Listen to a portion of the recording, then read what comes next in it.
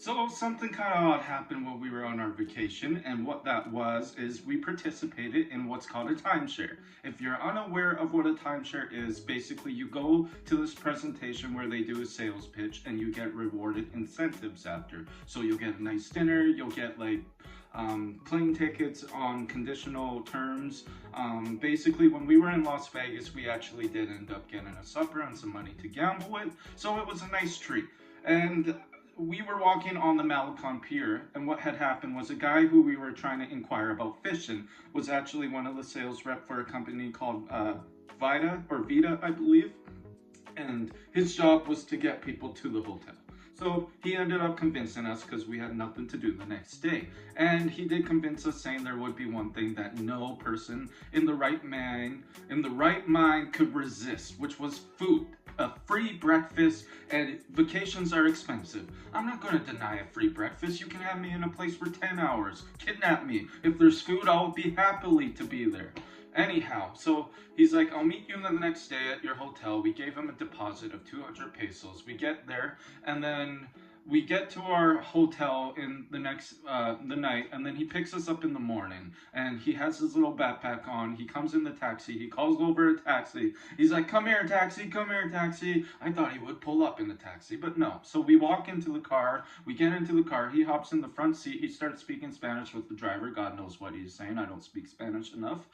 So then we ride for about 45 minutes before he's like, hey, I got to go to my other job. I'm like, I thought you were coming with us. But he's actually going to his other job, so he gets out of in the middle of traffic to go to his job. Super nice guy, by the way. I like that guy a lot. Awesome, chill guy. I'd hang out with him. So yeah, we actually drive into the point where we're just slightly out of town enough to be in another state of Mexico. We're not even in the same state at this point. We go into this maze of getting into their hotel, which like seems like it's a never-ended path. Like there's palm trees and bushes. It was about 25 minutes of just going through this road, that a very isolated road where it's just bushes and lawn care workers before we even reach the resort itself. So now we're sitting in the lobby. We're ready to go. They're like, a golf cart is going to pick you up. So we get onto this golf cart, we show our IDs, and then we go for another 15 minutes on this golf cart, maybe shorter. And we get to this hotel lobby, which is, don't get me wrong, it's a beautiful, beautiful lobby, very modern, very nice. The only issue I have with it is Mexico is a very vibrant, colored place. You'll see a lot of these bright, happy colors, which is why I really enjoy Mexico, just because of that vibrancy. But here, it was very modernized, kind of like almost like you would see in a very luxury American hotel. So it just was not the same feeling, and I immediately felt kind of like drained with the colors and the darkness. It was a huge, nice place, but it just did not have that Mexican feel to it. So we check in, and we wait, and we're sitting in the lobby, we're on a couch, and we're waiting for our sales rep. And then finally, me and my wife look up, and there's this man wearing glasses. He was a very nice man to begin with. I had a very good vibe from him. He's like, hey, this is my name. We're going to walk around the hotel a little bit, and we're going to take you to breakfast, okay? Because I was starving at that point. I wanted breakfast. So we walk a little bit. We're just walking, talking. Obviously, they have it set up so when you're walking through it, you actually see like the cable carts that are through the air, like they would have on a ski resort, going to one place to another. They had a nice little like river canal where you ride a boat to other parts of the resort. And it was a very, very nice like scenery, and I have to say it's beautiful. And then they show you a bit of like where the carnival will be, because their intent is to try to make a Mexican Disneyland, is what we were told, is what they're trying to do. So we ended up doing that, and we finally get to the place where breakfast is, and I gotta say, this place was rows of food. It had everything from simple food to luxury to gourmet food. They had hash browns, they had sushi, and it was like 9:30 or 10 o'clock in the morning is the crazy part. So that's what blew my mind. So I got a plate. I saw him like eating another plate, so I got more. I filled up my stomach until I couldn't no more. I was like, I'm going to get my money's worth, okay? This is our vacation. I'm eating. I filled it up with like a nice sauteed mushroom, chicken. I had like a nice quiche. Like it was beautiful, and there was like green smoothies. They had everything. I kid you not. It was probably the best. If you were to sell me a package to come back, screw the timeshare. I will be back for the breakfast. Get me a breakfast pamphlet. Show me how much I need to put a payment down on that. I will do the breakfast next time. So if you're listening to this, company that I did the timeshare with, put a breakfast pamphlet in there. Just finance the breakfast alone, and I will be there. Anyways, so we had what seemed to be the most normal conversation that you could have with a salesperson. He talked about his life, just where he's from, just showed us a video of his cat. We showed him pictures of our travels. He was very friendly. We just ate. You could tell there's some awkward tension just when we would eat a little bit, but it almost made me feel more comfortable. And he wasn't being pushy or aggressive, which is why I feel like I was more open to listening. So it's a great tactic.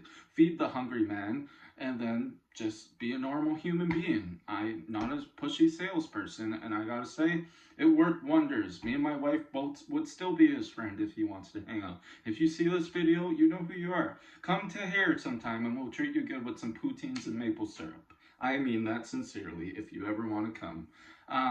So yeah, it was a great day, great breakfast anyway. So we go down, he shows us a little bit more of his hotel.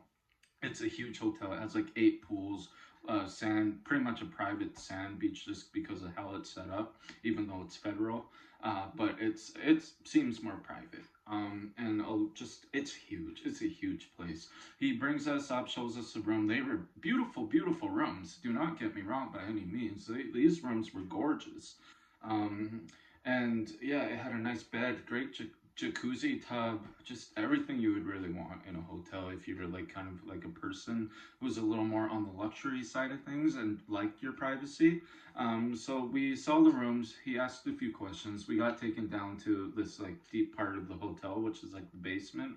Um, and you walk by like these huge LED, like it seemed like a movie theater almost, because there's like big giant LED posters that are like 6 of Shaquille O'Neal size. Like I was like that, they're like this. I'm showing where all their memberships are, because it's not actually a timeshare. It's kind of like a timeshare, or they were, but now it's a membership. So you pay into this membership. So the difference is there's not like maintenance fees and things like that that you would have with a traditional timeshare. Excuse me. So yeah, we finally get to his office, and he's going through these memberships on what you can get. He shows us like the first amount that he showed us was actually $72,000 USD for this membership. But he's like, here's what I can do. I can break it down and I can make it 40,000 or something, just a lot less. But we're like, no, that's too much. And he tells us the perks, like that you can get cruises for a lot cheaper. You can do a lot of things for a lot cheaper. You can get hotels, and he did the math over a 20-year time period. Why it is worth it to do this membership on if you're a frequent traveler. And some of what he said did make sense. However, if you were not to travel for a couple years, you definitely would be losing money. And if you are not using this membership, then you're going to be out money. If you're a frequent, very regular traveler, it might potentially be worth it, but even then, there's just some regulations and just terms and conditions that probably are not so easy to be worked out. But anyhow, he showed us these memberships. He broke down the final price, how our payments would look. Pretty much said we're approved. So he started breaking it down more and more and more. And we're like, well, we honestly, there just was one issue that kept reoccurring that I felt and we felt that was not something that we would be willing to do, which was we just had our wedding. We were kind of in vacation mode. We spent a lot of money as it was. He wanted us to put a down payment down, but we're like, we don't have the necessarily funds, or it wouldn't be financially responsible for us to put like $3,000 or $4,000 USD down right now. But he's like, okay. Here's what I'll do. I'll go talk to somebody. So he goes out, makes a phone call apparently, or talks to a boss. Who the heck knows if he was or wasn't? I trust him. I believe he was. He walks back in and he's like, here's the good news. We can't waive the deposit, but what I can do is I can give you guys a free trip to Cancun. Flights paid for, hotel paid for, bring whoever you want, no problem. So we're like, and then he brings down the total price to like a very like low amount, like 15,000 over a certain time period, brings the payments down on the financial plan. But the down payment just, he wouldn't waive the down payment. And that was the biggest kind of concern that I would have, is because, you can give a trip to us, but you cannot waive the down payment. It's like, it just wasn't adding up. Um, and we were trying to make sense of it because he was a nice, respectful gentleman, but it just did not make sense. So we're like, no, we cannot pay this down payment, and we're really sorry. We just cannot do it. So he's like, okay, let me go see what I can do. So he walks out. He walks out to uh, make another phone call or whatever he did the first time. He comes in. It's like, do you guys want the good news or the great news? Gotta say, made me feel good. I'm gonna use that one. But he's like, basically, yeah, I can't lower the down payment or waive it, but what I can do is I can give you guys a credit of $3,000 USD. And I'm like, what? What? Come on. Like, I understand maybe it's like a lot of terms where it's like, to qualify for this money, you're obviously going to have to do something that's like, you're going to have to have it in a credit. That just makes it really hard to get. I'm like, so you can give us $3,000 USD, and but you're telling me you can't waive the $3,000 deposit and then have us on the trip and give us that. And he's like, I'll go see what I can do. So he comes back again. And now it's more perks. He's like, so I'll give you all that, and you'll get a membership to this certain app that's like a luxury Airbnb app. And it's like, dude, but like, that's not the issue. The issue is the deposit. Okay, you can give us all these incentives, which sound wonderful, but you cannot give us the down pay. Wait, the down payment. He's like, okay, let me go see what I can do. So he takes away certain incentives that we were going to do, and he's like, I can make your final payment like $6,000 for like 100-year membership and finance rate, but he still would not take away the deposit.